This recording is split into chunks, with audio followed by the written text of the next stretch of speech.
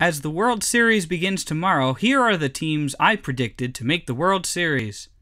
Wow, it's an outcome I totally predicted. But anyway, the World Series is one of the most exciting sports series in the month of October, or November, or whatever.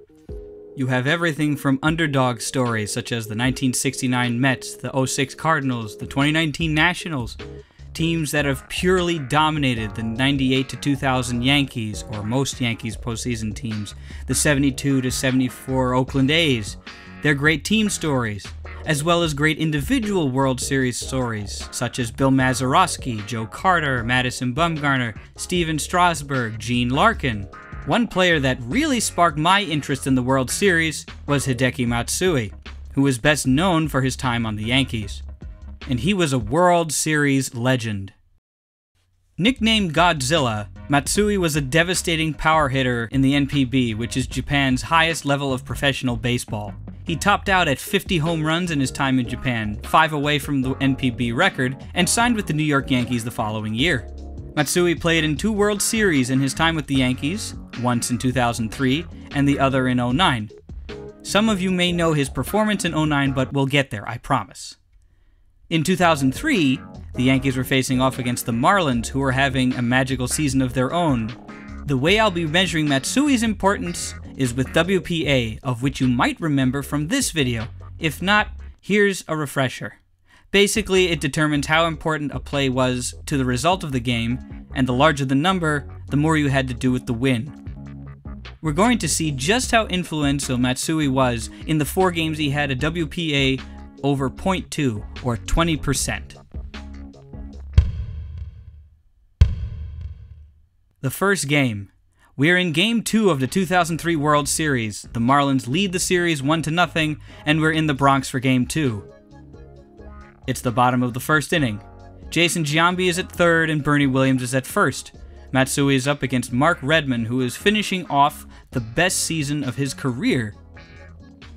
Matsui takes ball 1, ball 2, and ball 3.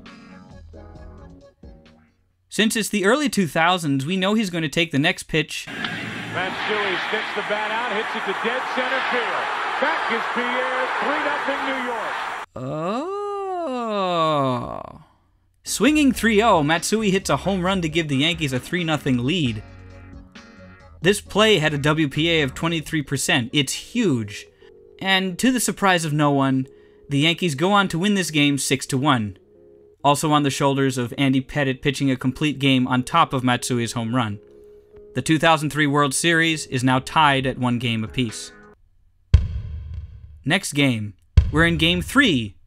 This series is now tied at 1 game each, and we're now in Miami, Florida for the 3rd game of the series. The game is tied 1-1 in the 8th inning.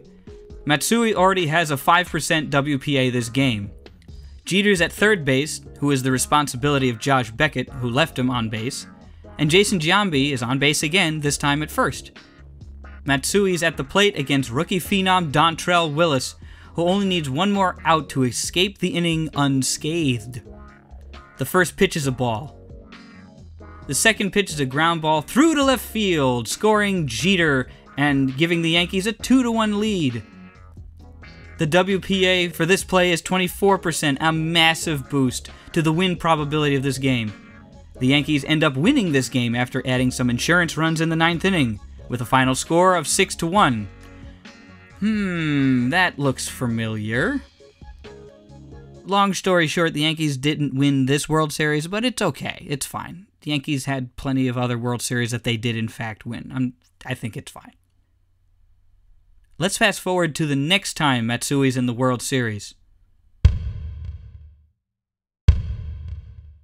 We're now in 2009. A lot has happened, and the Yankees still haven't won a championship since 2000. They're facing the Phillies, who are ahead in the series 1-0. It sounds very familiar as last time. We're in the bottom of the 6th inning in Yankee Stadium. Pitching for Philadelphia, Pedro Martinez. He's kept the game tied at 1-1. There are 2 outs. Matsui's up at the plate. Matsui takes a strike. Then takes another in almost the same spot. then a pitch below the zone for ball 1. Matsui fouls one away to keep himself alive. And then... there's a shot into right. Back at the wall, 2-1 New York. Matsui homers on an off-speed pitch just below the zone for a Yankees Stadium special. It gives the Yankees a 2-1 lead. This particular play had a WPA of 17%, which brought his game total to 23%. He would finish with 22% on the day after striking out in the last at-bat that he has this game. The Yankees would win this game 3-1, bringing the World Series even at 1 game each.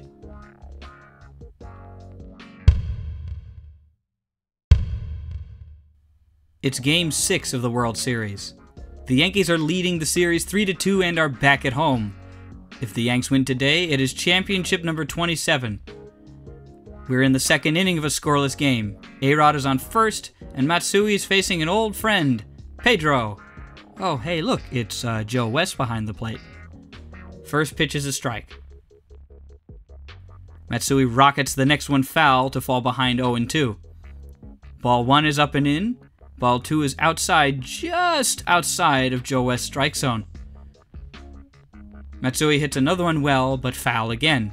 Still 2-2. A bit of a timing game happens with Matsui stepping out. The pickoff attempt.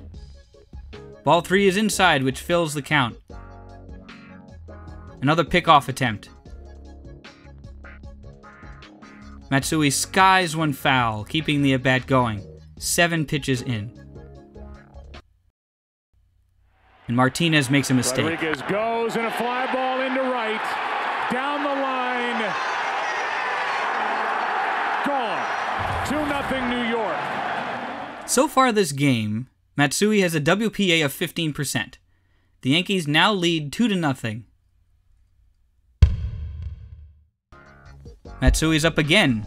This is his next at-bat. The Yankees are ahead 2-1, and Pedro's still on the mound.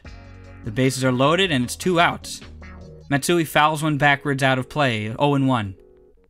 Matsui hits another one hard, but foul, 0-2. The count is favorable to Pedro, but Matsui has been on every one of his pitches in the zone and even out of the zone. That particular one he ripped foul, Matsui wanted fair. You could tell. And then... and a line drive into center's a base hit. Jeter scores. Here comes Damon. The throw is cut off. 4-1.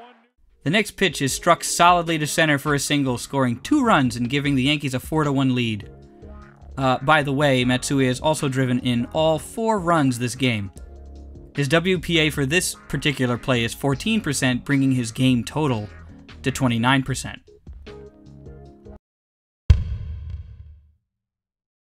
Matsui's up again, one more time. On the mound is Jay Happ, who is someone I did not remember that played for the Phillies. The score is now 5-1, and the broadcast shows the absolutely preposterous batting average that Matsui has maintained during the World Series. Ball 1's in the dirt. Ball 2 is just a shade low of the knees. The broadcast also shows that Matsui is 5 for 10 with runners in scoring position in the postseason. That's good stuff. Matsui watches a curve that Joe West determines is a strike. Ball 3 is below the zone again, so a favorable count for Matsui this time. The 3-1 pitch is hit in the air into right center field. Back at the wall. It's off the wall. In to score is Teixeira. The ball gets away from Worth. In to score is Rodriguez. 2 more. In terms of WPA, this isn't actually as big of a deal as the previous one. It's only 4%, but it brings his total of the game to 33%, so he's been a big reason why the Yankees are winning the whole game. We all know what happens at the end of the game. To the second baseman, Cano. The Yankees are back on top. But remember, Matsui is a big reason why they were there in the first place. Now that's cool and all. I showed you a bunch of videos and numbers, but what does it mean? How does he stack up with the most influential World Series WPA'ers? There are 14 players who had at least 4 games in which they accumulated at least .2 WPA, or 20%, over the course of a World Series game. You'll notice he's down at the bottom. It's not a bad thing. Here's why. Matsui has only played in 12 World Series games, 41 plate appearances. He's had so little time to be an influence, and yet he was, by a considerable amount. By percentage of his total games in the World Series, he was influential in 33% of them. Translated to plate appearances, 41% of his plate appearances. Now, granted, he could be a very stark example of the small sample size, but the fact that he accumulated 4 games in such a short period of time really shows his ability to be a big game player and to come up in these spots. Now I'm going to shrink the list even further. You see these 3 guys? There's a reason why these guys are important, beside the fact that they spent most of their time on the Yankees. All the other guys on this list, some of their efforts were in vain as their team lost at least one of the game that they achieved the .2 WPA feat. These 3 have a spotless record. All the games that they did this, they won. However, there's a catch. Lou Gehrig and Babe Ruth were World Series regulars with at least 3 times as many games and plate appearances to their ledger compared to Matsui. Also, on top of that, it's much harder to make the World Series when Matsui played due to the expanded playoffs compared to when Ruth and Gehrig played. When Matsui got to the World Series, he was going to come up big, and he was going to give you the win when he did. Godzilla is a true World Series influencer. Thanks for watching.